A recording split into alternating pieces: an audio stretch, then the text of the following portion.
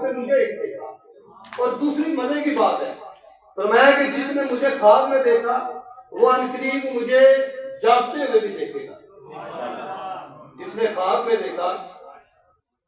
اور علماء شارحین اس فرمان کے تحت علماء محدثین وہ لکھتے ہیں کہ اگر اسے زندگی میں خواب کے اندر اس نے سرکار کی زیارت کی ہو، زندگی کے اندر وہ حالت بیداری میں نہ دیکھ سکا ہو، تو عالم نظام میں جب وہ اس دنیا سے جا رہا ہوگا تو اللہ کا محبوب اسے زیارت عطا کرے گا. سبحان اللہ.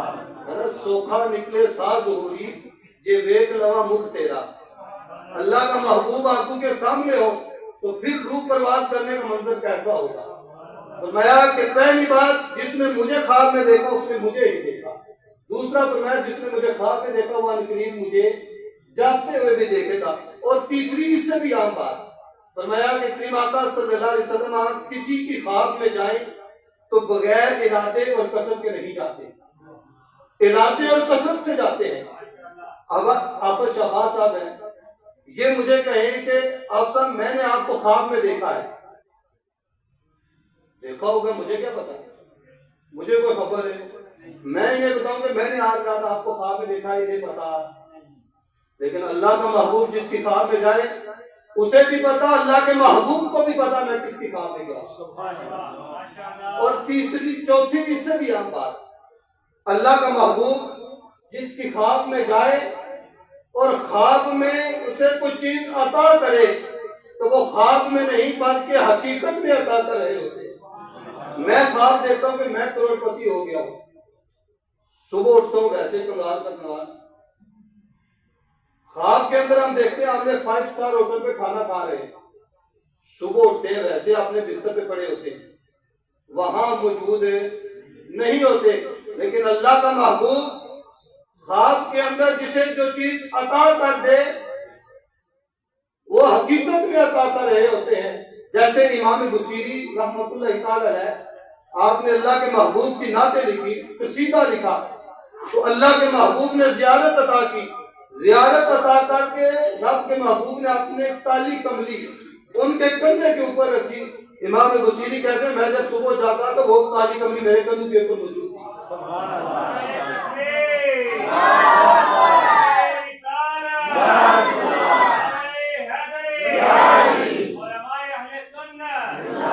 تو میں وہ کالی کملی جو سرکار نے خواب کے اندر مجھے عطا کی، میں جب اٹھا تو وہ میرے کندھے کے اوپر موجود تھی. تو جو سرکار خواب کے اندر چیز عطا کرے وہ حقیقت میں. بلکہ امام صحابی نے القول البدیع کے اندر یہ واقعہ لکھا کہ ایک شخص سرکار کے روزے پہ حاضر ہوا اور حاضر ہو کر اس نے عرض کی یا رسول اللہ علیہ وسلم انا ضیفک، میں آپ کا مہمان ہوں. یا رسول اللہ میں آپ کا مہمان ہوں، میں کسی اور کی چوکھٹ پہ نہیں جاؤں گا، بھوک لگی، جو مانگوں گا آپ کے در سے مانگوں گا، اور ملتا بھی یہی سے آنا. با خدا، خدا کا یہی ہے در، نہیں اور کوئی مفر مکر، جو وہاں سے ہو تو یہی آ کے ہو، جو یہاں نہیں تو وہاں نہیں.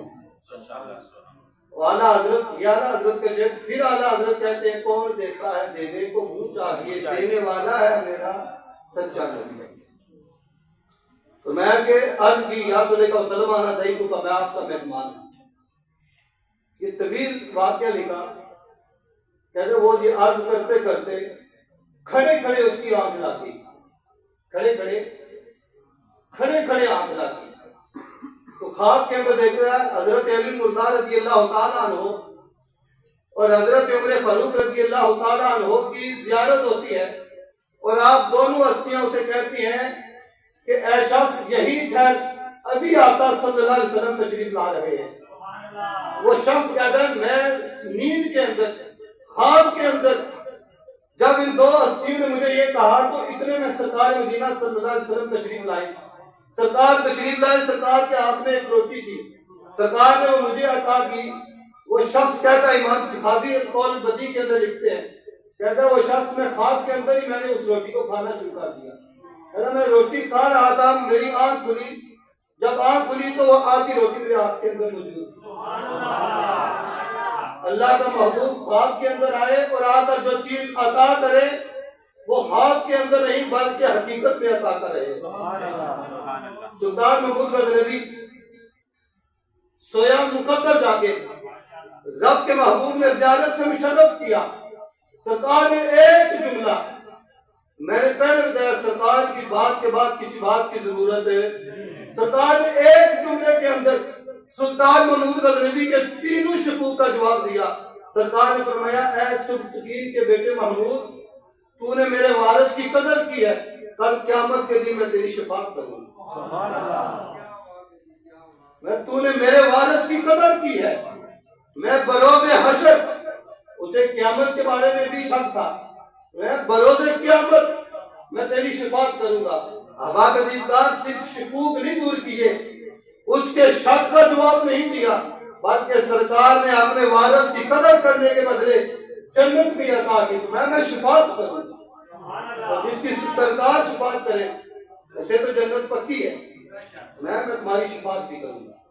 تو احباب عزیزدار، میرے اور آپ کے آقا مولا صلی اللہ علیہ وسلم کی گفتگو، آپ کی ہر بات ایسی ہے کہ اس کے بعد مزید کسی بات کی ضرورت نہیں پڑتی، اور آپ کی بات اثر رکھنے والی بات ہے. حضرت عبداللہ بن سلام بہت بڑے یہودی عالم